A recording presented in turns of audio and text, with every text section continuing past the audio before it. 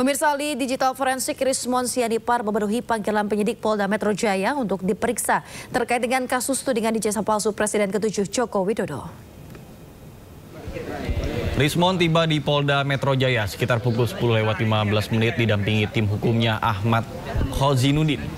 Selain Rismon, pada hari ini ada dua yang lain diperiksa, yakni Michael Sinaga dan Sentana TV dan jurnalis Nurdin Noviansyah Susilo.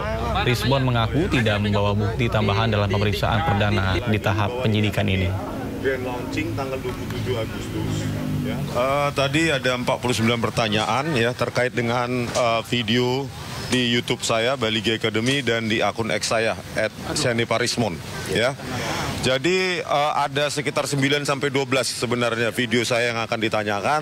Saya menjelaskan secara sedetil-detilnya ya kajian ilmiah saya, karena memang kita ini orang-orang yang berbeda, orang-orang yang tidak pernah ketemu sebelumnya, dan disatukan dengan nilai akademis, nilai-nilai saintifik. Saya dengan Bu Tifa juga kenalnya 15 April 2025 di UGM, bahkan di depan ruang 109 Fakultas Kehutanan UGM. Tetapi kita dipertemukan dengan nilai saintifik itu. Itulah yang saya jelaskan sedetil-detilnya, sehingga saya hanya jawab hari ini 2 pertanyaan saja. Karena saya merasa saya harus menjelaskan sedetil-detilnya, bahkan tadi ada ini bagian tulisan saya menjadi bagian buku Jokowi's White Cover, saya print dalam bentuk buku juga dan kami serahkan. Belum selesai. Karena apa? Karena saya ingin diberikan kesempatan sebesar-besarnya untuk menjelaskan setenis-tenisnya. Gitu. Bahwa di luar sana dikatakan fitnah, kebencian, dan lain-lain. Bagaimana kebencian itu ada kalau kita ada parameternya, ada metodenya, bahkan ada source code-nya, ada kajian terhadap output tersebut, bahkan tidak menyentuh personal Pak Joko Widodo. Kalau kalian bisa membelinya nanti tanggal 27 Agustus kami grand launching ya buku tersebut, kalian lihat jauh sekali dari kebencian buku itu, gitu loh. Jauh sekali dari kebencian itu, cuma metode-metode yang kami lakukan sesuai dengan keilmuan kami untuk memenuhi rasa ingin tahu kami sebagai peneliti. Dan kami jawab yang diupload Dian Sandi Utama itu banyak kejanggalan. Banyak hal-hal yang kami buktikan itu potensi-potensi manipulasi digital. Sementara itu pemirsa, tak hanya Rismon dalam sepekan di Polda Metro Jaya secara maraton memeriksa saksi terlapor kasus tudingan ijazah palsu Joko Widodo. Total ada 12 orang yang berstatus sebagai terlapor.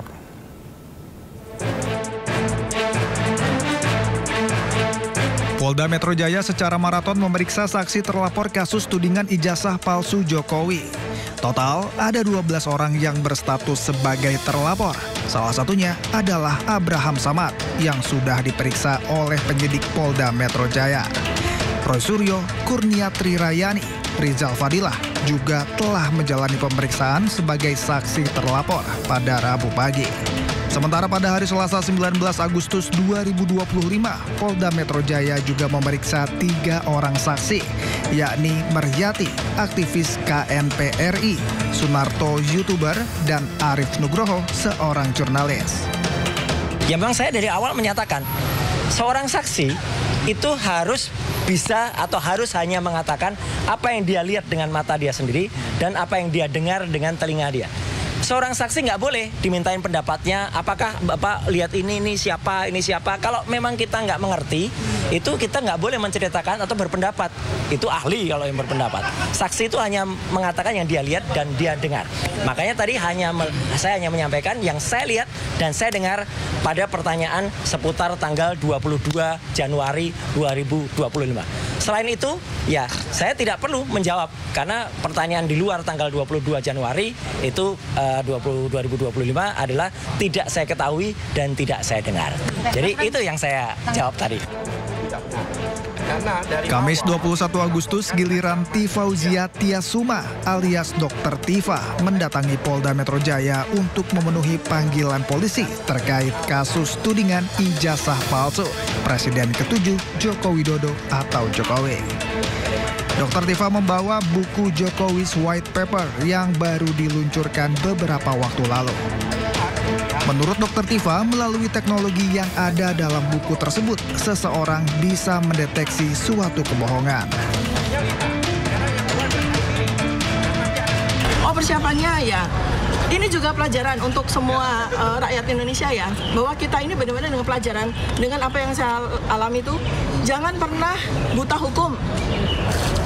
Kita semua tuh harus melek hukum. Dan kita juga harus melek teknologi, ya. Anda baca tulisan kami, hasil penelitian kami, Anda akan tahu bahwa dengan teknologi yang sudah kami jelaskan di buku Jokowi's White Paper ini, sesungguhnya kebohongan itu nggak ada tempatnya lagi. Ya, kebohongan nggak ada, orang bisa bohong. Jadi kalau ada orang yang masih mau berbohong dan masih kepengen berbohong, itu orang itu kudet, jadul.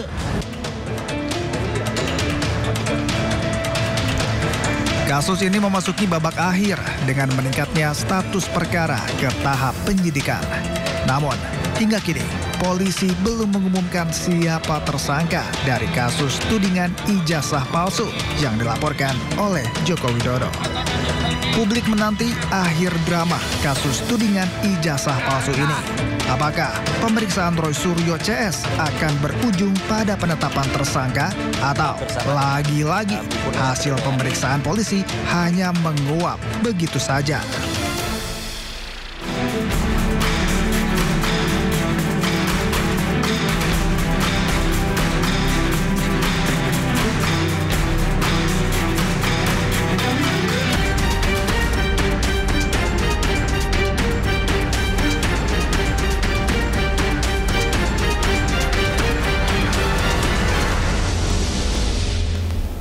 Pemirsa, pemerintah berencana menaikkan iuran BPJS Kesehatan pada tahun 2026. Ya, kenaikan akan berjalan bertahap sesuai dengan kemampuan masyarakat.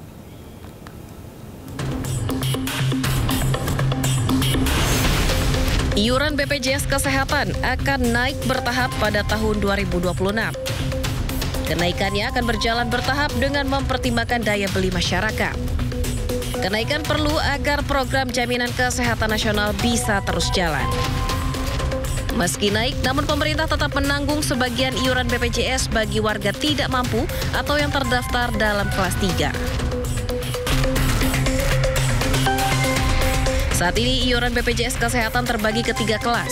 Kelas pertama, iuran BPJS sejumlah Rp150.000 per bulan. Sementara kelas 2 sebesar Rp100.000 per bulan. Untuk kelas 3, iuran BPJS sebesar Rp42.000 per bulan. Pemerintah membayar subsidi sebesar Rp7.000, sementara peserta membayar Rp35.000 setiap bulannya. Tim Liputan iNews melaporkan.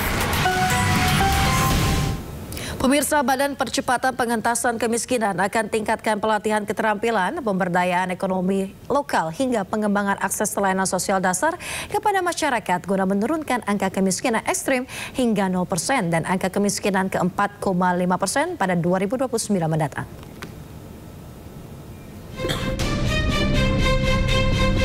Badan Percepatan Pengentasan Kemiskinan atau BP Taskin bekerja sama dengan pemerintah daerah dan pelaku swasta untuk menurunkan angka kemiskinan di Indonesia terutama di wilayah aglomerasi. Kepala BP Taskin Budiman Sukatmiko mengungkapkan, dalam program aglomerasi percepatan pengentasan kemiskinan tersebut akan melibatkan berbagai kegiatan, mulai dari pelatihan keterampilan, pemberdayaan ekonomi lokal hingga pengembangan akses layanan sosial dasar. Para pelaku swasta dapat menyediakan akses pembiayaan, peluang pasar dan sumber daya lain yang dibutuhkan untuk mendukung usaha mikro, kecil, dan menengah yang menjadi tulang punggung ekonomi lokal.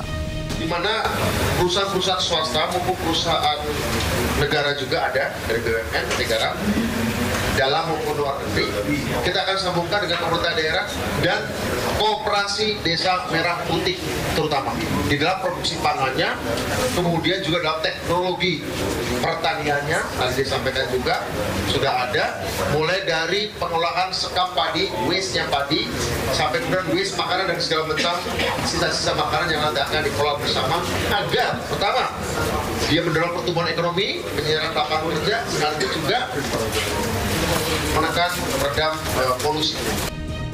Lewat program aglomerasi, BP Taskin menargetkan dapat menurunkan angka kemiskinan ekstrim hingga 0% dan angka kemiskinan relatif ke 4,5% pada tahun 2029 mendatang.